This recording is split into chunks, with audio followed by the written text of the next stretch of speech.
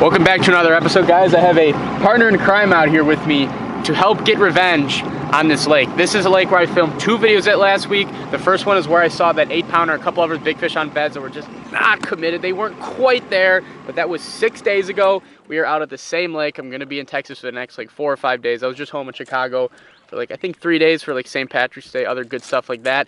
Took a little break from the Texas LMBs, but we are back, and I am hoping that literally right there is the 8-pounder on the bed. I was just kind of thinking about it a week ago, and there was a couple other beds back here. I don't know, I'm just really hoping that that extra week got these fish more moved up on the bank and more spawning. They were just barely starting last week, so yeah, we don't have too much time. It's noon right now. We have 6 or 7 hours to fish, and I'm really hoping we can get at least 1 big fish off a bed today. That is the goal. We got the white craws all rigged up. What are we working with? I've never even thrown this before, but that's what we got. I don't know, we'll see. And now once you're on the bank, you can see how clear this is. Yeah. It sucks because I was editing this video for you guys, and from the GoPro, I know Rob was talking about having like a polarized lens for his GoPro, and I might need to do that because I sound like an idiot in the video. I was telling Flair this morning, I sound like an idiot because the first video from this lake, I was like freaking out how I could see everything, and then you look at the GoPro and it just looks like green water. Like, it's really hard to tell that this lake actually has really good like 5-foot clarity. We have another perfect sight fishing day with high sun, no wind, like barely just a ripple of it. This is literally ideal. Yeah, it never works out like this with sight fishing, right? I see the old bed. Dude, it looks old. It doesn't look that clean anymore. It's right, I'm about to draw into it. It's like right there. That guy, yeah, I see it. That's so weird, dude. I don't even see that male on it anymore. There's a bed right there and then a bed at the end of this log, and that looks like it's empty too. What in... Maybe it's just this creek on. Oh, nope, there it is. There's the male that was on that bed. Oh, It's yeah. a small male though. Yep. Well, that's at least a little bit more encouraging of a sign. What's he got? He's gonna go back to that bed. That fish is probably catchable if you want to catch him, but that's like 1.5 pounds. Yeah, no, that's not even gonna do shit. Look at that little bass chilling on the log right there. Way more bass up shallow than there were before. That's at least a good thing. Actually, the big man. Oh, he's got the tail. He's got the tail. Look at him. You got him! You got him! Yeah. You got him! He had the tail, and then I was just about to make the switcheroo. this is Chris kind of why I didn't want to catch it, but we needed to get the. Hey, little buddy. We got it. We got to start with a flare fish. We got it. Flare was taking a really long time, and we both agreed that we wanted to try to move on from this fish very quickly. Now we got the skunk out of the boat. Now we can move on to big ones. The pink, man. They love the pink. There's definitely lots of males up shallow, so that's good. We should be able to find at least 1 big fish on a bed. If we can't, I'll be really discouraged. Just spotted our first female. She's right there. It's not that big, honestly. It's only 4 pounds, but there's a male right there. But that's just how they were last week, dude. It's like they were just paired up and not on anything. Just cruising. Yeah. Look at that one. See that one right there? Yeah, that's a little male. Like, he's not defending anything. No. He's not. That fish wasn't locked onto anything. No. And I also kind of put a little bit of mud right there. Him a little bit. Is he nosing on it? He's nosing. Oh, he's got it. Got him. Got him. Got him. Finally. Woo! That's a decent That's male. actually better. Yeah, it's like a 2-pound male. Okay. All right, folks. Okay. This has been over 5 minutes, so I don't think that originally talking segment was on here. We were just about to get out of here. We saw about like a 4 or 5 pound female that was kind of hanging around here, but not even close to being locked again, like a not catchable fish that wasn't on its bed. And then we saw the male that was paired up with right on that post. It took a good little bit here. These fish, even when they're locked, dude, they're not like completely easy. He's a really pretty fish though in the clear water. Look at that thing. That's gorgeous. Ate the old pink fluke. There's way more fish up shallow right now. This is gonna be a fun day of sight fishing. We've been out here for 20 minutes, guys, and we've already seen so many on beds. This trolling motor is going to be gassed at the end of the day. So gassed, just ripping around fast, trying to find a big. And oh! Yeah, bass trying to eat this off the surface. I wasn't even paying attention. Another little spotted bass. That's hilarious. It is crazy how much more active these fish are right now to how active they were a week ago. It is like night and day difference. That might be a bed. That tan spot in the center that's a little deep. Spotted bass. Is that spotting? Yeah. Spotting. Woo! I haven't caught a spotted bass in forever. Ooh, okay. Yeah. Oh, we got doubles. That was Double a bed. spots?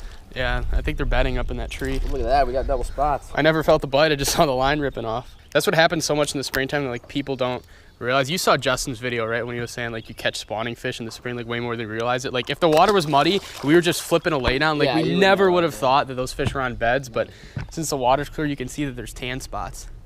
All right, guys, we found a little male in a bed that's going to be a study participant again. He looks like he's hanging on pretty well, so we're gonna drop the GoPro on him. That's what I will say. This fish is not very big, but it's always awesome to put an underwater camera down there and learn more about the nature of these fish on beds.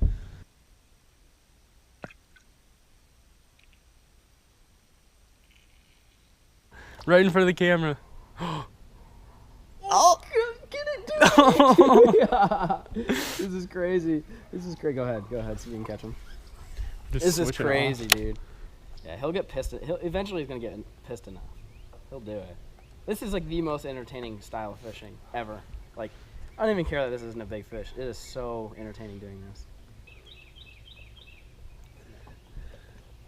It's just radiating that he's not eating it. Oh, he got the tail. He got it. There you go. There you go. Well, Chris got him. The old pink fluke did it. Finally.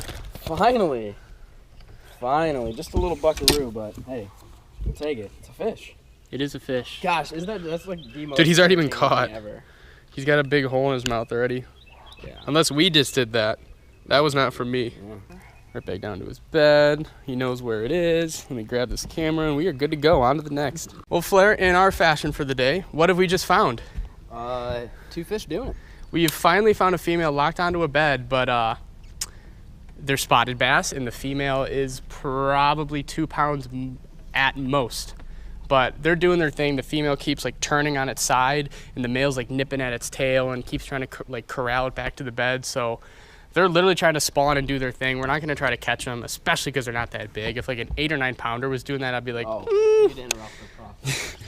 But since the fish aren't that small and we don't really want to interrupt the actual spawning process, we're just going to document it. We dropped a camera down there. I'm really hoping they're going to come back. Sometimes when you drop a camera on actual spawning fish, they get really sketched out by it and won't come back. All right, you think they're in front of the camera? This could have been a total lost cause. Oh, the male's right there. I don't think, yeah, the male's right there. The female's nowhere to be found. I do not think the female liked that camera. The female didn't like exposing herself. No, she was not a Kardashian. Oftentimes that's the case too, so you know what? I gotta respect it. You're for sure going with Billy? Oh yeah, there's a fish. Good one too. There you go. Good one. On the chatterbait. No. It's the best fish all day. All right. Okay. There you go. That's the biggest fish. That's the biggest fish all day. We got into this really muddy little cove here. Throwing the chatterbait. That's kind of sad. That's the biggest fish of the day. I just want to take a second. It's not even a 3-pounder. Oh. That one's good. I just want to take a second and throw some shade at Peric, okay? When we were asked in this is for you video, by the way. When we were asked what our favorite bed fishing bait is. Oh, I remember this. What did you just catch that on? Chatterbait. And what did we Or a vibrating jig. I was not using a chatterbait. And we are bed fishing, spawn fishing. It wasn't even your favorite bed fishing bait. It was your favorite bait in the spawn. I said, dirty water, chatterbait. Clean water, obviously with a pro. I remember that, and he was giving you all. He lost his mind. You just caught the biggest fish of the day on it. Suck it. Here. Good. All right, got another fish, like way up in these reeds. Me and Fleur are noticing, see these big mud swirls? Like, we really don't know if these are bass or not. That we just keep scaring in here. It's not like we're doing anything, making a ton of extra noise. It's just, we're just moving. Yeah, this looks good in here, like really good.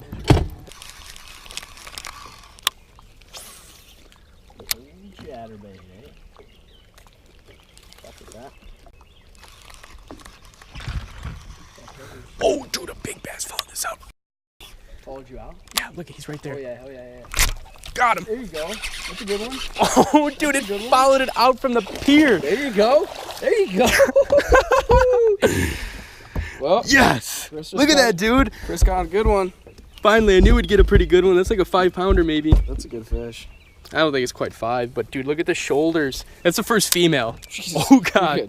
We at least know that's a female. Finally, dude, baby. How did that fish not see us? So I skipped that jig way up under the pier, and then this fish chased me out, and I saw him chase me out, like I saw a shadow, and I cast it right back to it, and just like snapped it and killed it, and he cranked it. Hell yeah, dude. That's a good fish. Yeah, this was the best looking area by far. Not quite 5 pounds, what would you say? Nice back on her, she's just not that long. Yeah, she's not that long. Very girthy fish, but what's her name, Flair? Look at, she's all beat up. Ooh, that's Mary. Mary. Thanks, Mary, for being so damn aggressive. Thanks, Mary. Yeah, dude, that's why I thought it was so much bigger. Look at how wide it is down there. From the top. We caught a female. Caught a female. Woo! I can't believe the females aren't on the beds yet. It's only a matter of time. Like, that fish is going to be spawning here within the next couple days.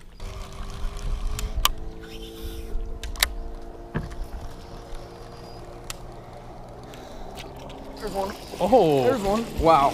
Okay. Way back there, dude. Okay. All right. That's a fish. That was the most surprising fish catch of the day, folks. Flair and I have concluded in the tiny amount of reeds that we have fished that there's not many reeds in this lake, but they're in these reeds heavy. He just caught that fish. In the last like 10 minutes, we've scared 2 pretty big females out of the reeds. Just like, honestly, it was kind of our fault, right? I mean, not your fault. I'm the one driving. It was kind of my fault. I'm going a little bit too fast through here.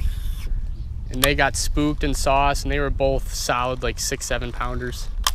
All right, guys, Flair and I are just about wrapping up the day. It is Wednesday, March 21st. It is actually the first day of spring. That just dawned on me. It's the first day of spring, but I am done. I am done at trying to force a spawning bass bite. The full moon is in 10 days from now. I know I said earlier in the video it was like 8 or 9, but it is 10 days. It's the 31st of March.